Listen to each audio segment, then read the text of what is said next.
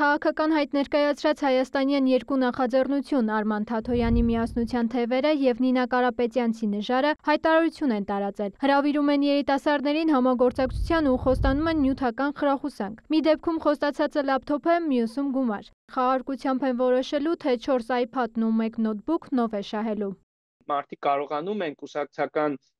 գործունեության համար ֆինանսական հոսքեր, ֆինանսական եկամուտներ եւ ծախսեր ստանալ եւ դա չարտացոլել կուսակցության հաշիվներում, դա կարողանում են մարդիկ անել, որովհետեւ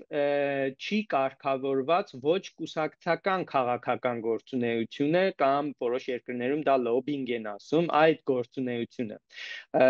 Բացի դրանից կան նաեւ խոշոր խմբեր, որոնք որ թեկուզ եւ ժամանակավորապես հավաքվում են կոնկրետ ինչ-որ մի նպատակի համար, հա, ինքը ստանում է եկամուտներ եւ ծախսեր, ինքը կուսակցություն չի, հետեւաբար օրենքի այդ պահանջը, թե ինքը պետք է ուրեմն արտացոլի իր բոլոր ֆինանսական հոսքերը, ըստ էության նրան չի վերաբերվում։ Եվ այդ դաշտը, որ ոչ կուսակցական գործունեության համար եկամուտներ են ստանում ու ծախսում, մնում է չկարգավորված։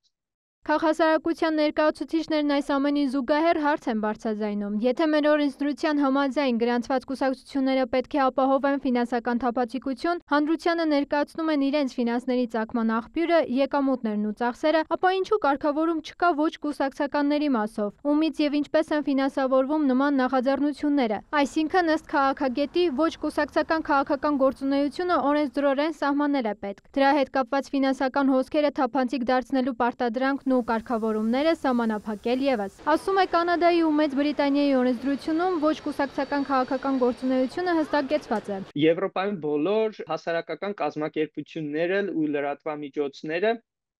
պարտավոր են գրանցել իրենց իրական, այսպես կոչված շահառուներին, այսինքն այն մարդկանց, որոնք որ մեծ ազդեցություն ունեն այդ կառույցների վրա, նրանք պարտավոր են պետական գրանցում ստանալ։ Եվ այս կարգավորումները բնականաբար ենթադրում են, որ երբ որ խախտում է լինում, համապատասխան պատիժ է նշանակվում եւ պատասխանատվության է ենթարկվում։ Սա մեկ։ Երկրորդը, երբ որ այդ թափանցիկությունն ու հրապարակայնությունը պահանջը օրենսդրությամբ ամրագրվում է եւ ուրեմն համապատասխան պատիժներն են սահմանվում, դրանից հետո կարելի է նաև սահմանափակումներ կիրառել ոչ կուսակցական քաղաքական գործունեության ֆինանսական ելքերի ու մուտքերի նկատմամբ, այնպես ինչպես որ Հայաստանի օրենսդրությունը այսօր կարգավորում է կուսակցական քաղաքական գործունեության համար նվիրատվություններն ու ծախսեր, այսինքն տեսեք Հայաստանի օրենսդրությամբ վերին շեմ կա, թե անհատը ինչքան կարող է նվիրատվություն անել կուսակցությանը։ Հիմա նույն ձևի կարելի է վերին շեմ սահմանել, թե անհատը ինչքան կարող է նվիրատվություն անել ոչ կուսակցական քաղաքական գործունեության համար։ Այդ գրանցումներին ու թափանցիկության պահանջներին խախտման դեպքում պատիժներին զուգահեռ կարելի է նաև արգելել բարեգործական կազմակերպություններին զբաղվել կուսակցական քաղաքական գործունեությամբ, նկատում է Մանուկյանը։ Շատ բարդ ու համալիր կարգավորումներ են, սակայն այդ ուղղությամբ աշխատել ու դաշտը կարգավորել է պետք, ասում է նա։ Պետք է նման կարգավորումներ արվեն, այդ թվում նաև այն պատճառով, որ զսպվի մեծ փողի, միլիարդատերերի, մեծ կորպորացիաների ազդեցությունը քաղաքականության վրա։ Օրենսդրական բացից այստեղ նաև քաղաքական երանգ կա, նկատում է քաղաքագետ Ռոբերտ Ղևոնդյանը։ Ակնհայտ է, որ այս քաղաքական ուժերը առաջին հերթին Թաթոյանի քաղաքական ուժը, բայց կարծես թե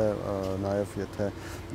այս տեսակետից ենք նայում, նաև Կարապետյանցի կողմից գլխավորած ուժը ունեն որոշակի խնդիրներ մարդկանց քանակի հետ, չի բավարարում ռեսուրսները, հավանաբար այդ պատճառով էլ փորձում են ինչ-որ կերպ շահագրգռել մարդկանց, որպեսզի իրենց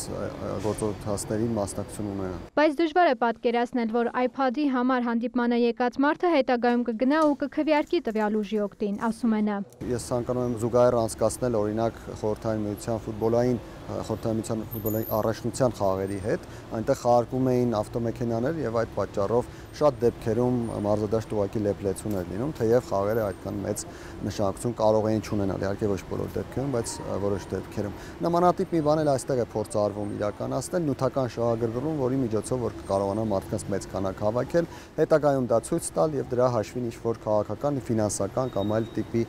միջոցներ ստանալ։ Վերջինս ընդգծում է, քաղաքական առումով ցանկացած քաղաքական խումբ իրավունք ունի իր պատկերացումների սահմանում գործընթացներ նախաձեռնել, բայց հասարակության կողմից նրանց տված գնահատականն է, որ պետք է կարգավորող գործիք լինի։ Մերի Խաչատրյան, Արման Թովմասյան, լուրեր։